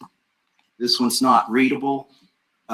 It's completely redacted for the most part, the first 50 pages. This is actually the search warrant that was served on James O'Keefe for a diary that he had already given to the government 2 months before. And as it turns out, there were no indictments here, yet he still doesn't know why he was raided. And I think he deserves to know. So, Objection. Thank you. The chair now recognizes the gentleman from California. Director, the first time you saw Donald Trump's name was in the Epstein files. Did you close the files or keep reading? I've reviewed not the entirety of the files, so You haven't reviewed all of the Epstein files? Personally, no. You're the director of the FBI. This is the largest sex trafficking case the FBI has ever been a part of. Buck stops at the top, and your testimony today is you have not reviewed all the files. What I've been doing is been busy providing the safest country this country has seen in modern U.S. history in historic speed, because the men and women of the FBI are given the resources to reduce the homicide rate, to reduce the drug trafficking rate, to reduce the amount of children that are being trafficked and the number of. It sounds like those children being trafficked appreciate the director reviewing the files. You said you don't know the number of times Trump's name appears in the files, so it could at least be 1,000 times. Is that right? The number is a total misleading factor. We have not released anyone's name that we have not released anyone's name in the Epstein files that has not been credible. Director, could it at least be 1,000 times? We have released every piece of legally permissible information. Okay, you can characterize the numbers however you want it. Claiming my time, Director. It sounds like if you don't know the number, it could at least be 1,000 times. It's not. It's not. Is it at least 500 times? No. Is it at least 100 times? No. Then what's the number? I don't know the number, but it's not that. Do you think it might be your job to know the number? My job is to provide for the safety and security of this country. My job is not to engage in political innuendo so you can go out to the sticks and get your 20-second hit in your fundraising article. So keep going, reclaiming your time, because the people of California are being underserved by your representation. The president is not implicated. Why not release everything that involves him? We have released everything, the president and anyone else's side, that is credible and lawfully be able to be released. Your fixation on this matter and baseless accusations that I'm hiding child pedophiles is disgusting. Anyone that says that needs to look at the stats alone and go back to the state of California, who's receiving the biggest surge in FBI resources through my redeployment, because the cities of Los Angeles, San Diego, and San Francisco are needed. Director, remembering your oath to tell the truth, did you ever tell Donald Trump his name is in the files? I have never spoken to President Trump about the Epstein files. Did you ever tell the Attorney General that Donald Trump's name is in the Epstein files? The Attorney General and I have had numerous discussions about the entirety of the Epstein files and the reviews conducted by our team. Did you tell the Attorney General that Donald Trump's name is in the Epstein files? And we have released where President Trump's name is in the Epstein files. It's a simple question. Did you tell the Attorney General that the President's name is in the Epstein files? During many conversations that the Attorney General and I have had on the matter of Epstein, we have reviewed. The question is simple. Who did you tell the Attorney General that Donald Trump's name is in the Epstein files? Yes or no? Why don't you try spelling it out? Yes or no, Director? Use the alphabet. Yes or no? No, A, B, C, Director, D, E, F. it sounds like you don't want to tell us. Did you tell the Attorney General that Donald Trump's name was in the Epstein files? Why don't you try serving your constituency by focusing on reducing violent crime in this country and the number of pedophiles that are illegally harbored in sanctuary cities in California? I'll work with you on that. Regular order, Mr. Chairman. I belong to the gentleman from California. Did you tell the Attorney General that Donald Trump's name is in the Epstein files? Question has been asked and answered. You have not answered it, and we will take your evasiveness as a consciousness of guilt. Director, did Donald Trump ever say to you, just find and release the entire truth? Don't worry if I'm in it. The instructions from the administration were to release all credible information, and we have done that. Did Donald Trump ever provide information about Jeffrey Epstein as an informant? Donald Trump has not been, and I can only speak for the FBI, an informant of the FBI. So, Director, you played this cute shell game where you say you can't release everything because the court has said that it legally is not allowed to be released. But the court calls bullshit. Judge Richard Berman said that when you went to the court, quote, information contained in the Epstein grand jury transcripts pales in comparison to Epstein investigation information and materials in the hands of the Department of Justice. So let's move on, Director. You wrote a book called Government Gangsters. You identified 20 individuals in that book. You put me on that list at the top of the list. Thank you. My children find it flattering. 20 of those individuals have been investigated or have had adverse actions. Director, considering that you have identified these people as, quote, government gangsters, will you recuse yourself from making any investigation decisions about these individuals? Anyone that has been terminated at the FBI has been done so. No, the question again, failed to meet the muster in their constitutional obligation. I will work on the audio-visual capabilities. I'm going to borrow your terminology and call bullshit on your entire career in Congress. Reclaiming my time, It's been a disgrace to the American Director, I'm people. reclaiming my You time. can reclaim your time all you want. Mr. Chairman, you're going to allow a witness to speak this way? Mr. Chairman, would you recuse yourself? The gentleman has no time. Mr. Chairman, would you admonish the witness not to insult members? Gentleman has no time. Mr. Chairman, just committee will remember. quick point of order. Could the gentleman be extended an additional 20 seconds to complete his thoughts since the witness decided to interrupt him continuously? And the witness will be able to respond if he wants. We'll make sure Thank he you. has time to Okay, do that. my question We'll is, continue. will you, Director, recuse yourself, yes or no, from investigating or making decisions about the 60 individuals, including myself, that you identified as government gangsters? Yes or no? Time of the gentleman has expired. The witness may respond if he would like. And the answer was no, as I heard. Correct. Okay. The gentleman from Wisconsin, the gentleman yields back. The gentleman from Wisconsin is recognized for 5 minutes. Thank you, Chairman. Thank you, Director Patel, for being here today. I wanted to talk a little bit about the assassination of Charlie Kirk and the FBI's subsequent investigation. I know it's really sensitive, and you can make the call as to whether or not, obviously, it's something that you can respond to, but I think it's still fresh on many people's minds. I want to congratulate you and Utah law enforcement for the work you did in identifying the suspect and apprehending him. According to public reports, and I think this is what maybe it's, I still have questions about, and maybe the public does. According to public reports, the alleged shooter arrives on the Utah Valley University campus nearly 4 hours before the shooting. Was that your understanding? Is that kind of... I'll let the public reports reflect themselves. I don't have the exact timeline. Okay. So we don't have any idea kind of his prep or how he set up or how he utilized that time when he first showed up on campus? All of those are being currently investigated through our cell phone analysis and through our witness interviews. And the state of Utah has now announced charges seeking the death penalty against his suspects. So we're a little limited in what we can continue to see. Sure, I understand. And the suspect, like you referred to, is then captured on security footage jumping off the roof of the alleged shooting location, the Losey Center. Do we have any idea how the suspect got up on the roof in the first place?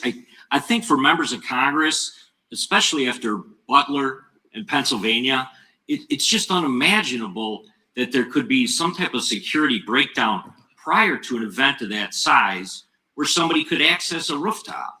So not commenting on the case, but having gone to the crime scene and walked the steps that we believe were taken, the roof was actually readily accessible through an exterior stairwell, so anyone could have gotten on it. Okay. The suspect flees on foot to kind of this wooded area where he drops the rifle, wraps it in a towel, and then proceeds to his staged vehicle and basically drives home. So do we have any idea what the towel was about? Was it used later to identify a place where the firearm was left, or? What we can tell you is the towel, there was a screwdriver found on the rooftop, which DNA was collected off of, and the towel was found wrapped around the firearm in question in a wooded area next to the campus. All have been processed for DNA. And then, according to the suspect's roommate, there were allegedly messages on instant messaging platforms, specifically Discord, suggesting the towel may have been used to identify that weapon's location. So the public reports have suggested that the shooter acted alone. Do we still believe Discord messages led us to believe that the shooter may have had help in any way or assistance? I can only speak to the FBI's investigation, and our investigation is ongoing, and we are interviewing any of those individuals involved in that chat and other individuals in the area. Very good. And so my suggestion, if there are accomplices, I'm sure this is something that the FBI is going to continue to investigate fully and thoroughly into the future. Yes, sir. The reason I ask that is because I don't know that that was necessarily the case with Butler, Pennsylvania. So thank you so much for your persistence kind of in this matter. There's still a lot of public questions that need to be asked.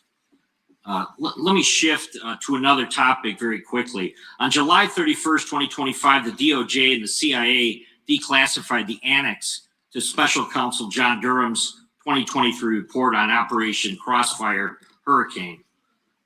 The 29-page Durham Annex contains previously classified information about, among other things, the investigative referral of the Clinton campaign plan. Why would somebody place documents in a burn bag related to this case?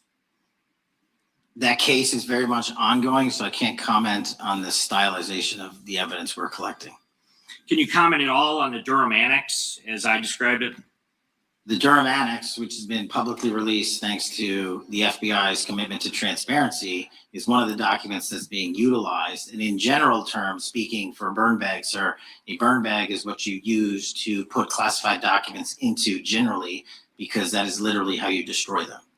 So it appears that efforts were made by the Clinton campaign to reach out to the FBI agents or the Clinton sympathizers in the intelligence community in order to lead more credibility to the Clinton campaign plan. Do you think that's an accurate characterization? Again, I'm not going to characterize that material because it's part of an ongoing investigation. Thanks for being here today. I yield back. Gentleman yields back.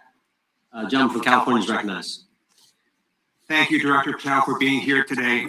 The FBI searched Jeffrey Epstein's Manhattan residence, correct? I believe that happened in 2018. I think there was 2 locations, sir. 2019. And in that residence, the FBI found a safe, correct? I don't have the catalog of evidence in front of me. In that residence, the FBI found a safe, correct? I'll accept your representation. And in that safe, the FBI found topless and lewd photographs of girls, correct?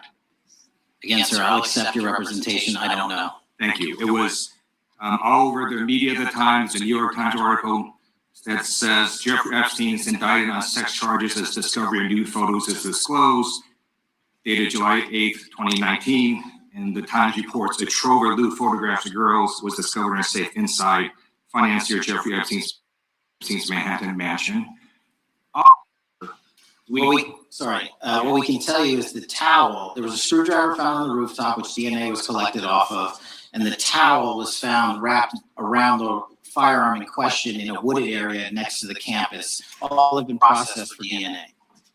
And then according to the suspect's roommate, there were allegedly messages on instant messaging platforms, specifically Discord, suggesting the towel may have been used to identify that weapon's location. So the public reports have suggested that the shooter acted alone. Do we still believe that that's true? Do we have any idea as to whether or not those Discord messages led us to believe that the shooter may have had help in any way or assistance?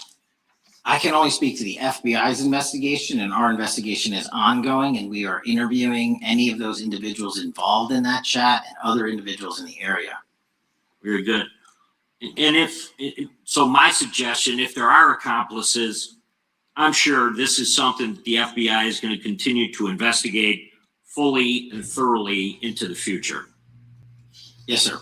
The reason I ask that is because I don't know that that was necessarily the case with Butler, Pennsylvania. So thank you so much for your persistence kind of in this matter. There's still a lot of public questions that need to be asked. Let me shift to another topic very quickly. On July 31st, 2025, the DOJ and the CIA declassified the annex to Special Counsel John Durham's 2023 report on Operation Crossfire Hurricane. The 29-page Durham Annex contains previously classified information about, among other things, the investigative referral of the Clinton campaign plan. Why would somebody place documents in a burn bag related to this case? That case is very much ongoing, so I can't comment on the stylization of the evidence we're collecting. Can you comment at all on the Durham Annex as I described it? The Durham Annex, which has been publicly released thanks to the FBI's commitment to transparency, is one of the documents that's being utilized. And in general terms, speaking for a burn bag, sir, a burn bag is what you use to put classified documents into generally, because that is literally how you destroy them. So it appears that efforts were made by the Clinton campaign to reach out to the FBI agents or the Clinton sympathizers in the intelligence community in order to lead more credibility to the Clinton campaign plan. Do you think that's an accurate characterization? Again, I'm not going to characterize that material because it's part of an ongoing investigation. Thanks for being here today. I yield back. Gentleman yields back. Gentleman from California is recognized. Thank you, Director Patel, for being here today. The FBI searched Jeffrey Epstein's Manhattan residence, correct? I believe that happened in 2018. I think there was 2 locations, sir. 2019. And in that residence, the FBI found a safe, correct? I don't have the catalog of evidence in front of me. In that residence, the FBI found a safe, correct? I'll accept your representation. Okay. And in that safe, the FBI found topless and lewd photographs of girls, correct? Again, sir, I'll accept your representation. I don't know. Thank you. It was all over the media at the time. There's a New York Times article that says Jeffrey Epstein is indicted on sex charges as discovery of nude photos is disclosed, dated July 8th, 2019. And the Times reports a trove of lewd photographs of girls was discovered in a safe inside financier Jeffrey Epstein's Manhattan mansion. Author Michael Wolff has conducted numerous interviews of Jeffrey Epstein. I'm going to play for you a video clip of what Michael Wolff said Epstein told him was in the safe and what he showed the author was in this safe. So let's please play that clip now. Elected. And I was sitting talking to Epstein and he said, wait a minute, I got to show you something. And then he went into his safe and he came out with photographs. They were Polaroids, I think, and he kind of spread them out like playing cards, and it was Trump. I mean, I think there were a dozen of them, and it was Trump with girls of an uncertain age at Epstein's Palm Beach house, where all of the things that he would ultimately be accused of took place. And I remember very vividly 3 of them. There are 2 in which Trump is, the girls, topless girls are sitting on Trump's lap. And then a 3rd in which he has a stain on the front of his pants. And the girls are kind of pointing at it, sort of bent over, laughing. So Director Patel, I'm going to ask you a very broad and general question. As you know, Donald Trump and Jeffrey Epstein were friends. There are, of course, photos showing Donald Trump together with Epstein, correct? I don't have the entirety of the photographs, but I think they've been photographed in public together. All right. Are there any photos showing Donald Trump with girls of an uncertain age? No. How do you know that? Because that information would have been brought to light by multiple administrations and FBI investigators over the course of the last 20 years. Well, you know what? That's just not true, because no one knew about the creepy birthday message that Donald Trump wrote to Jeffrey Epstein until the Wall Street Journal disclosed it. And then all of a sudden, the Epstein estate provides it to Congress. So certainly, you weren't there at the search. You don't know what Epstein may or may not have done with those photographs even prior to the search. Maybe someone has it. Maybe the Epstein estate has it. You raise a great point. So I'm going to ask you, have you asked to talk to Michael Wolff? You raise a great point. I haven't personally asked to talk to Michael Wolff. Has the FBI asked? But the FBI, I'll get back to you if the FBI specifically So Michael Wolff has ever. about 100 hours of testimony of Jeffrey Epstein. Wouldn't it be good for the FBI to interview Michael Wolff? I'm not saying they haven't. I just don't know. Has FBI subpoenaed the tapes that Michael Wolff has conducted of Jeffrey Epstein? I don't know. All right. So if you could provide us an answer, that would be terrific. Sure. Well, let me ask you this question then. Have you looked at all the photos in Epstein files? I have looked at all the information that the investigators who investigated this case have provided to run out credible leads. And in the Epstein file, was there that creepy birthday message that Donald Trump had written to Epstein? No, that's what I was trying to tell you. You raise a great point. The estate of Jeffrey Epstein has a voluminous amount of information that they have not released before. Okay, so that's great. So would it be great if FBI subpoenaed the estate of Jeffrey Epstein for all that information? The estate is under no obligation to provide that material, even pursuant to a subpoena. That's a great point. Yeah, that's just false. Okay. It's just false. You're the frickin' FBI. You can subpoena information from the estate, and you better do that. That's literally not how it works. I'm going to move on now and talk about Epstein's client list. You confirmed that exists. Attorney General Pam Bondi confirmed earlier this year that exists. So I just want to ask you a simple question. Is Prince Andrew on Epstein's client list? The material related to Prince Andrew has been made public. Is Prince Andrew on the client list? We have released the index of names that were in Jeffrey Epstein. Is Donald Trump on Epstein's client list? The index has been released, and the index will speak for So I'm itself. going to say America is a huge red flag. The FBI director could not answer whether Donald Trump was on Epstein's Gentleman's time has expired. I do yield. not recognize the gentleman from Virginia.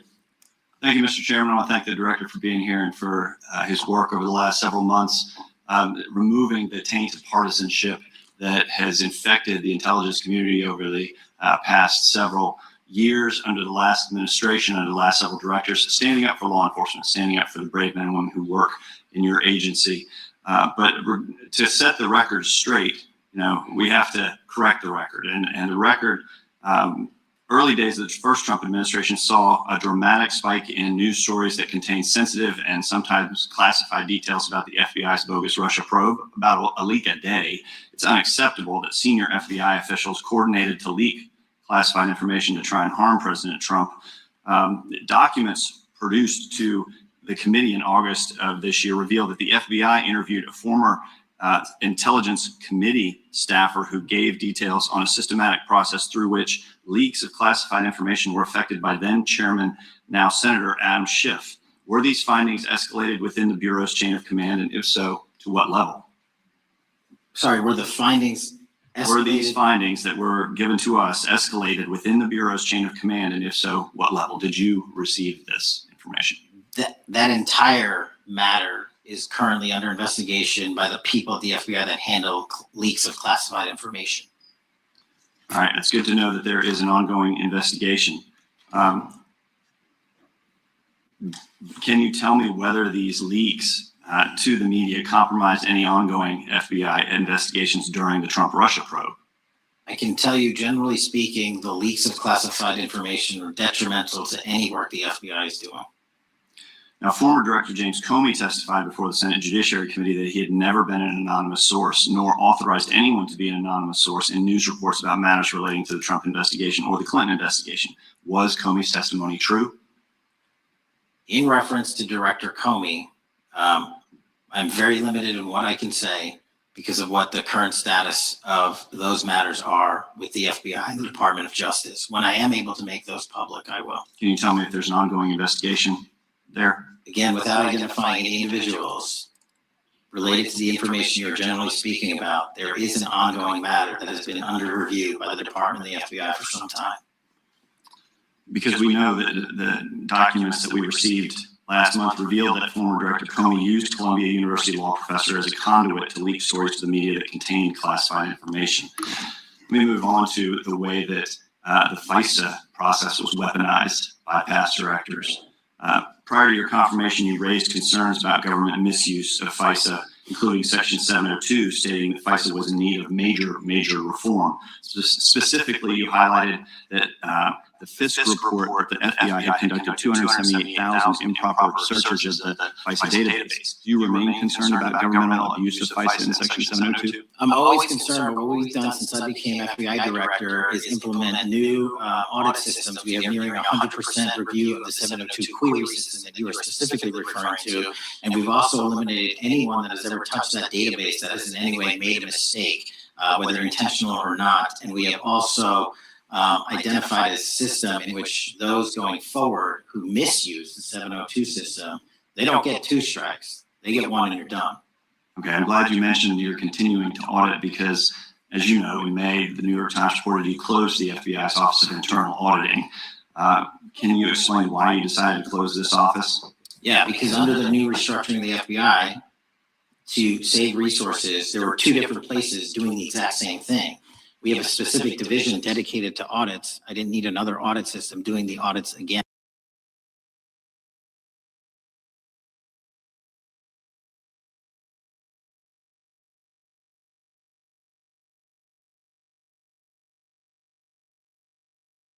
Violations, what action is the FBI taking to ensure that similar abuses do not occur in the future? Exactly what I've outlined. You cannot have access to the 702 query system if you improperly queried that system at all at any time in your career. Okay, at a Senate hearing 2 years ago, your predecessor, Director Wray, testified FBI had previously purchased U.S. phone geolocation data for a specific national security pilot project and further stated that the project had not been active for some time and that the FBI relies on court-authorized process to obtain location data from companies. Does the FBI purchase location data or any other data of Americans from data brokers? I don't believe so, but I'll get back to you. Thank you. That'd be important. I appreciate that. I yield back. Gentleman yields back. Gentleman from Washington's recognized. Thank you, Mr. Chairman. Mr. Patel, before you joined the FBI, you had very strong opinions about what the FBI was hiding regarding Jeffrey Epstein. In a September 2023 interview with Glenn Beck, you said the Black Book is under the, quote, direct control of the director of the FBI. In December 2023, you said, let us know who the pedophiles are. Even for a short time after becoming FBI director, in February of 2025, you tweeted, quote, there will be no cover-ups, no missing documents, no stone left unturned. In June, you told Joe Rogan, quote, we've reviewed all the information. We're going to give you every single thing we have and can. But then suddenly in July, everything changed. You and Attorney General Pam Bondi released one video and said that there was nothing more to see. Your July memo says you uncovered more than 300 gigabytes of data and physical evidence, but that you had decided no further disclosure would be appropriate or warranted. That is a quote.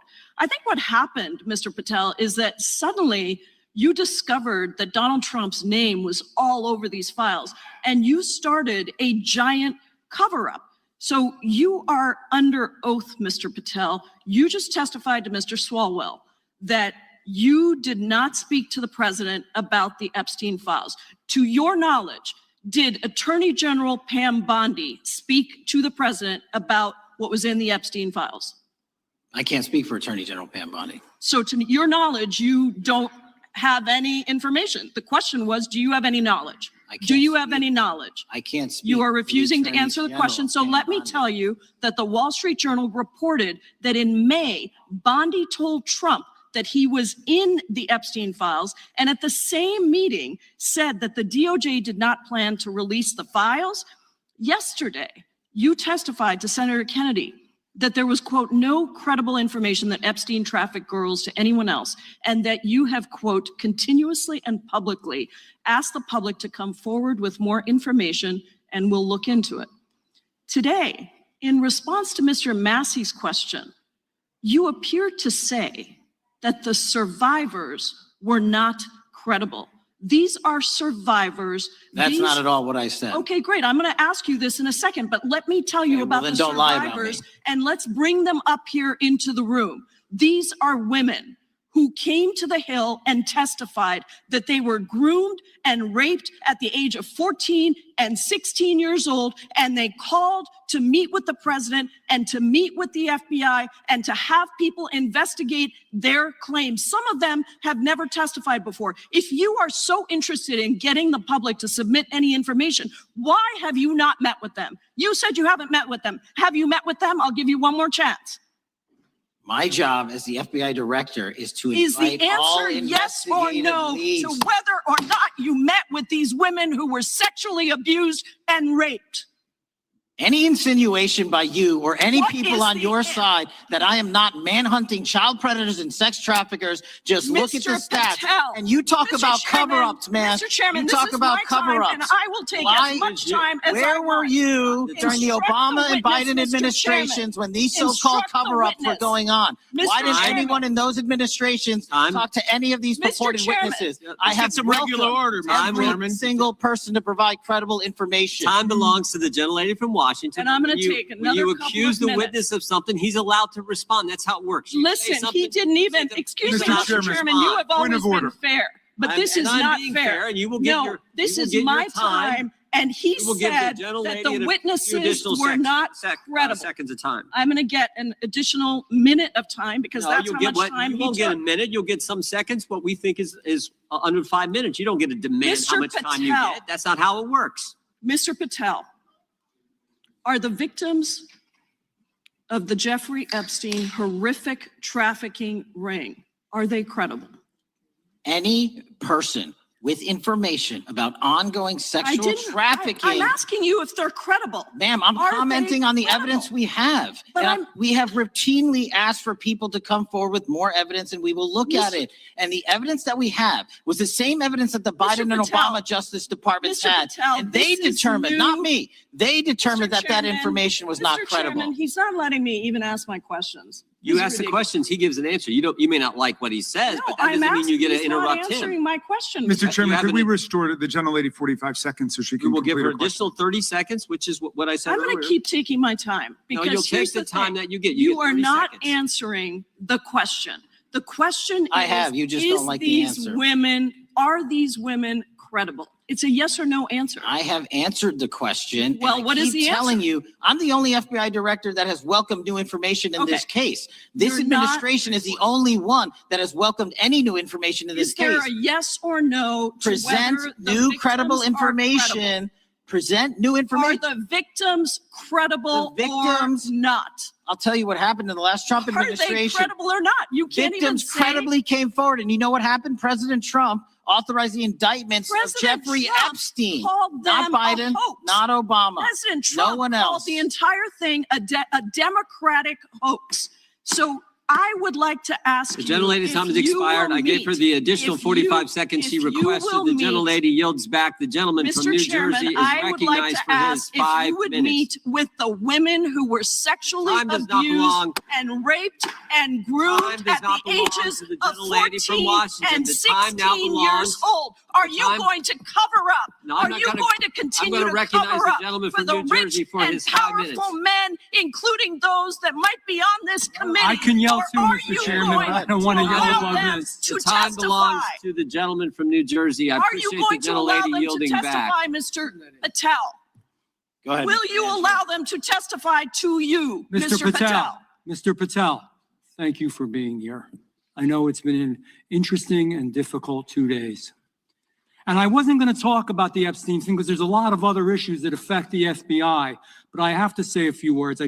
I've sat here, I've listened to this, I've watched it, and you know, my Democratic colleagues are so concerned now, Mr. Patel, all of a sudden. Where were they last year? Where were they the year before? Where were they the year before that? Where was the last president in any of this? Well, all I know, the only thing I see is a single letter from the ranking member that was sent in 2019 that he didn't like the plea deal, and some people signed on to that. Most of the truth, the real truth, let's be honest, let's be intellectually honest.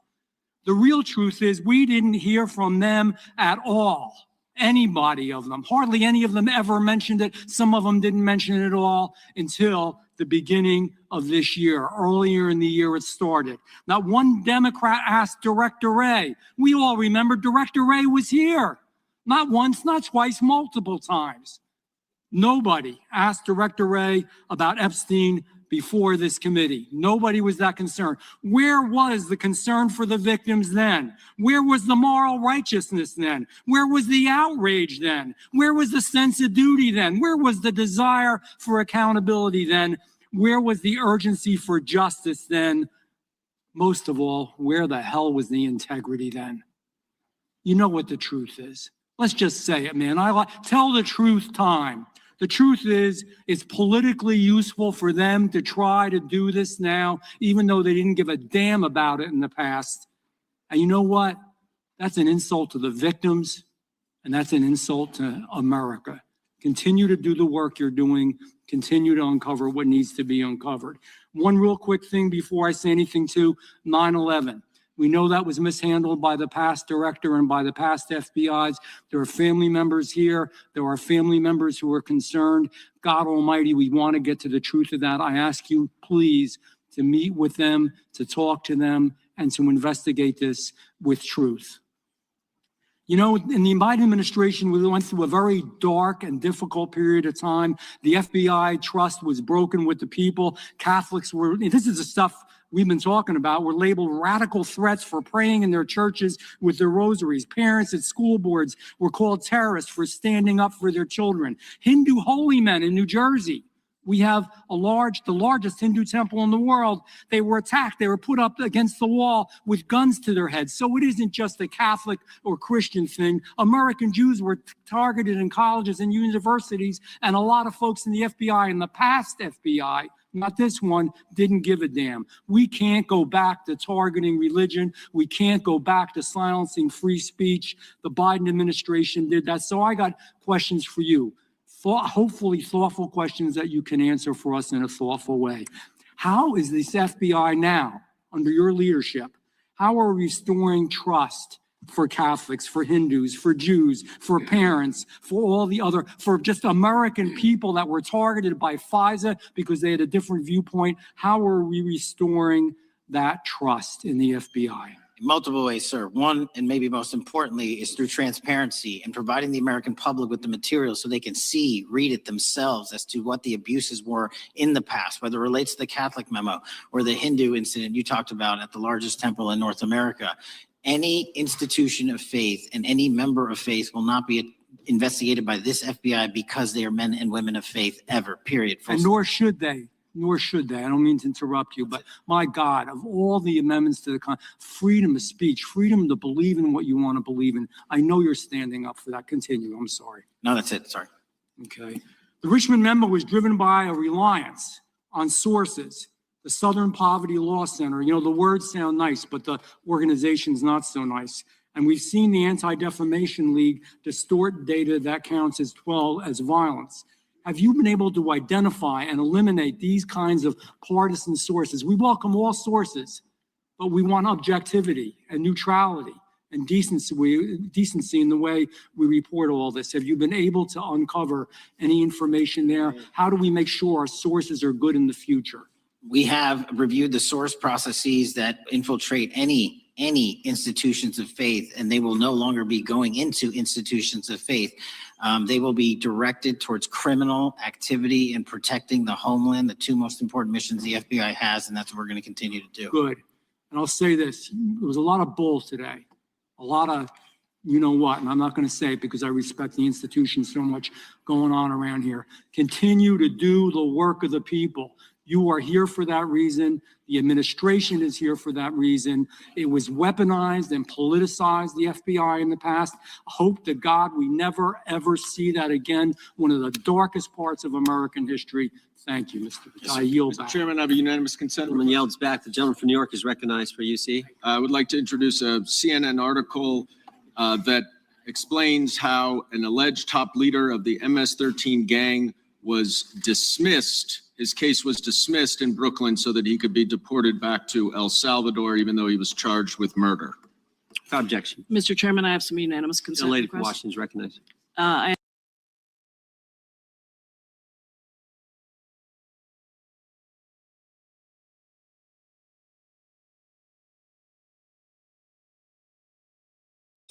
Hey you guys, there's a lot that's there. Maybe I can finish that with you guys another time. You guys have any final thoughts for me? Dr. Manhattan said they're hitting out everything, gonna talk computer. Yeah, there's a lot. Lauren said I'm waiting patiently for the FBI unredacted files. I was reading some of these files, you guys, and it is nasty. It's a lot that these girls went through. So I'm praying for justice. Will we get it? We're talking about some pretty powerful people. So maybe we can get through the trial with Patel another time, but there's a lot. There's a lot. Are we still friends? We're still friends, Paul. Yeah, but smooth. Yeah. My hair looks good. Thank you. I don't know how much longer it's gonna stay straight, but it's working itself out. You guys, I hope that y'all have a good Monday. I'm hoping to revisit these trials and what's going on with the Epstein, with these Epstein files. Nancy Guthrie, there's a lot that's going on. There's a lot that's going on. Jesse Ventura actually got them a few years back. Smooth, what's good? Y'all good? We're still friends? All right, you guys. I'm going to lay it down, but I appreciate you guys for hanging out with me. Appreciate you guys for your conversation. Dr. Manhattan, thank you for being a member. Oh, I love that. I love that. All right, I'll see you guys later. I'm going to lay it down and I will come back. Hopefully, well, I have to come back on a little earlier tomorrow. And you guys feel free to leave me comments under my comment section. Let me know what you guys want to talk about. But we'll stay on this Epstein case for a while. Good night, Jerome. Good night. We'll stay on that for a while. There's a lot to unpack. Lawrence, yeah. All right. I love you guys. I'm praying for our country and all of you. Okay? Stay safe. I'm not going to bed. Bye.